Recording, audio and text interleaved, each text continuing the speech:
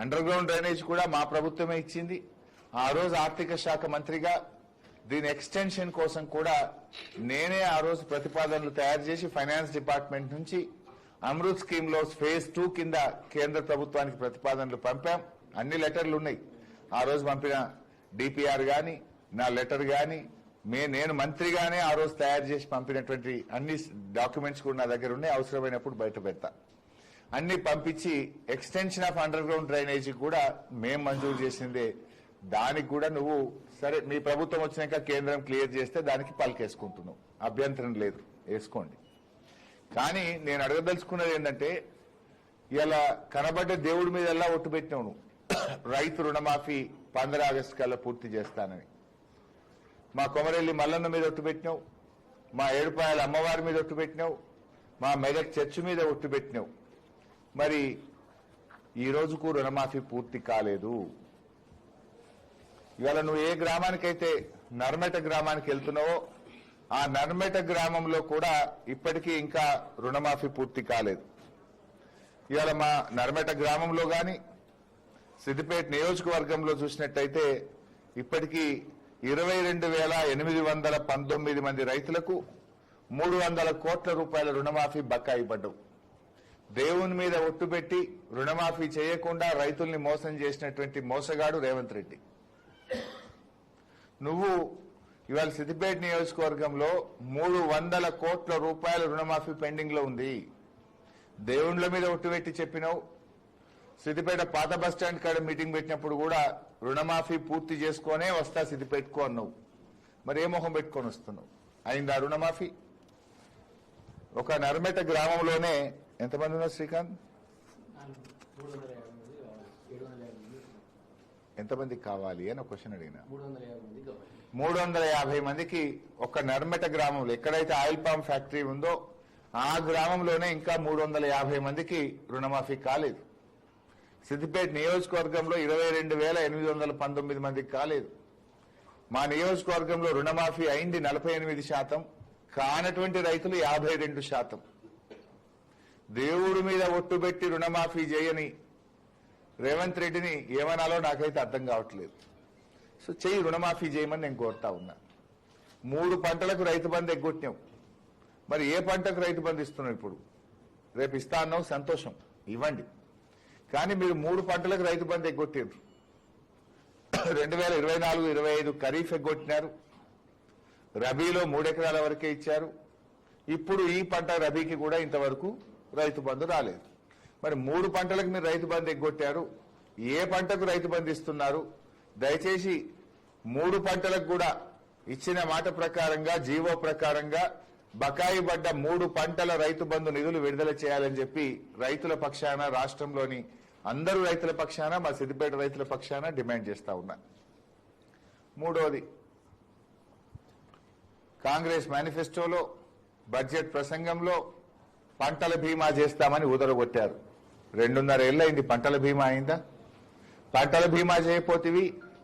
వడగళ్ల వాన వల్ల, తుఫాను వల్ల నష్టపోయిన రైతులకు ₹1 ఆర్థిక సాయం చేయలేదు.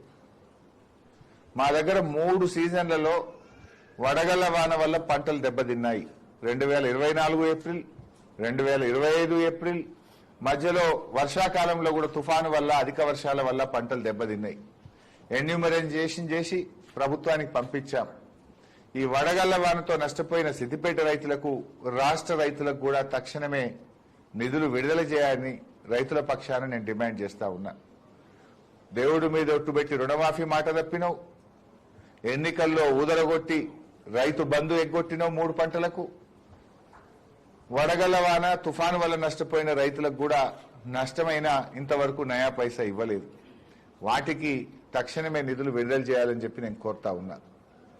రేవంత్ రెడ్డి గారు ప్రభుత్వం వచ్చిన తర్వాత ఒక్క పని కూడా సిద్దిపేట నియోజకవర్గంలో కొత్తగా మంజూరు చేసింది లేదు. కానీ ఇవాళ మా పనులు రద్దు చేశారు. సరే, మేము కష్టపడ్డాం, భూమి సేకరించినాం, నీళ్లు తెచ్చినాం, మంజూరు తెచ్చినాం, పనులు పూర్తి చేసినాం.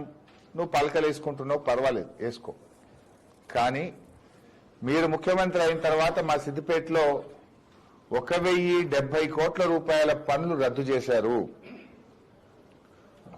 ఆన్గోయింగ్ పనులు అర్ధాంతరంగా ఆపివేశారు, మధ్యలో నిలిపివేశారు. నేను ఈ ప్రెస్ మీట్ పెట్టే ఉద్దేశమే రద్దు చేసిన 1070 కోట్ల రూపాయల పనులను పునరుద్ధరించాలని నేను డిమాండ్ చేస్తా ఉన్నా. మేం చేసిన పనులకు పలకలు వేసుకుంటున్నావు, వేసుకో. మాది శ్రమ ఫలితం, నీది పలకలు ఫలితం. నాకేమీ బాధ లేదు. ప్రజలకు అందుబాటులోకి వస్తే చాలు. నా కష్టం ఫలించింది, ఇలా ప్రజలకు అందుబాటులోకి వచ్చింది. I'm happy with that. పలక ఉంటేంది, లేకపోతే ప్రజల మనో పలకల మీద మా పేరుంది. శిలాపలకం మీద నీ పేరు ఉండొచ్చు, కానీ ప్రజల మనోఫలకల మీద ఇది ఎవరు కట్టిండ్రు ఆయిల్ పామ్ ఫ్యాక్టరీ అంటే హరీష్ రావు గారు, బీఆర్ఎస్ ప్రభుత్వం, కేసీఆర్ గారని ప్రజల మనోఫలకల మీద మా పేరుంది. శిలాఫలకాలతో నాకు వచ్చేది లేదు, పోయేది లేదు. కానీ నా ఆవేదన ఏంటంటే ఆనాడు బీఆర్ఎస్ ప్రభుత్వం మంజూరు చేసిన 1070 కోట్ల రూపాయల పనులు మీరు రద్దు చేశారు, అర్ధాంతరంగా పనులు నిలిపివేశారు. తిరిగి వాటిని పునరుద్ధరించాలని నేను డిమాండ్ చేస్తా ఉన్నా. ప్రభుత్వ వెటర్నరీ కాలేజ్ ఆగిపోయింది, రంగనాయక్ సాగర్ టూరిజం ప్రాజెక్టు ఆగిపోయింది, కోమచ్చెరు శిల్పారామం అర్ధాంతరంగా ఆగిపోయి ఆ పనులు మిమ్మల్ని వెక్కిరిస్తా ఉన్నాయి. సిద్దిపేట నియోజకవర్గ ఔటర్ రింగ్ రోడ్ పనులు ఆగిపోయినాయి. తోర్నాలలో బీఎస్సీ అగ్రికల్చర్ ఆఫీస్ యొక్క భవనం ఆగిపోయింది, కాలేజ్ బిల్డింగ్ ఆగిపోయింది. బీఎస్సీ అగ్రికల్చర్ కాలేజ్ బిల్డింగ్ పనులు ఆగిపోయినాయి. మిట్టపల్లిలో ఎస్సీ గురుకుల రెసిడెన్షియల్ కాలేజ్ పనులు ఆగిపోయినాయి. మా స్పోర్ట్స్ స్టేడియం పనులు ఆగిపోయినాయి. 2 టౌన్ పోలీస్ స్టేషన్ భవనం, 3 టౌన్ పోలీస్ స్టేషన్ భవనం, సిద్దిపేట ఇల్లంతకుంట 4 లైన్ రోడ్, సిద్దిపేట కిష్టాపూర్ రహదారి, అదేవిధంగా మల్టీపర్పస్ ఆడిటోరియం, ఇక్కడే బ్లాక్ ఆఫీస్ చౌరస్తాలో integrated veg non veg market. ఈ పనులన్నీ మీరు రద్దు చేసినారు. ఈ పనులలో కొన్నింటిని మీరు కొడంగల్కి ఎత్తుకపోయినారు. సిద్దిపేట వెటర్నరీ కాలేజీ కలెక్టరేట్ పక్కనే హెలికాప్టర్లకు వెళ్ళి చూడు, పిల్లర్లు నిన్ను ఎక్కిరిస్తాయి. అర్ధాంతరంగా ఆగిపోయిన పనులు నిన్ను ఎక్కిరిస్తాయి. అది సగం పనులు అయినాక ఆ కాలేజీని నువ్వు కొడంగల్కి ఎత్తుకపోయినావు. ఇది ఒక ముఖ్యమంత్రికి చేసే పనే? ఏ మొహం పెట్టుకుని సిద్దిపేట వస్తున్నావు?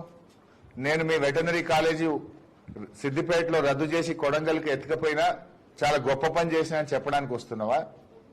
మీ రంగనాయక్ సాగర్ టూరిజం ప్రాజెక్ట్ ఆపేసిన, మీ రింగ్ రోడ్ ఆపేసిన, మీ బీఎస్సీ అగ్రికల్చర్ కాలేజ్ బిల్డింగ్ రద్దు చేసిన, ఎస్సీ మహిళా రెసిడెన్షియల్ గురుకుల పాఠశాల భవన నిర్మాణం ఆపేసిన, మీ స్టేడియం పనులు ఆపేసిన, మీ 3 టౌన్ 2 టౌన్ పనులు ఆపేసిన, మీ చిన్న కోడూరు అల్లిపూర్ ఇల్లంతకుంట 4 లైన్ రోడ్ పనులు ఆపేసిన, ఇవన్నీ నేను చేసిన గొప్ప ఘనకార్యాలని చెప్పడానికి వస్తున్నావా? నేను అడుగుతున్నది ఏంటంటే రద్దు చేసిన 1070 కోట్ల రూపాయల పనులను తిరిగి పునరుద్ధరించండి. ఆ పనులు కొనసాగింపజేయాలని మా నియోజకవర్గ ప్రజల పక్షాన్ని డిమాండ్ చేస్తున్నాం.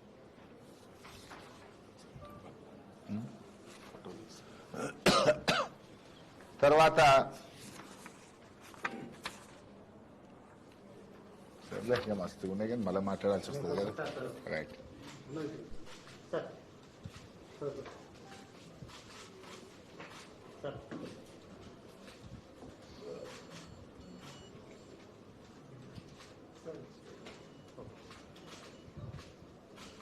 రైట్. శేషు ఇది రిలీజ్ చేయనా?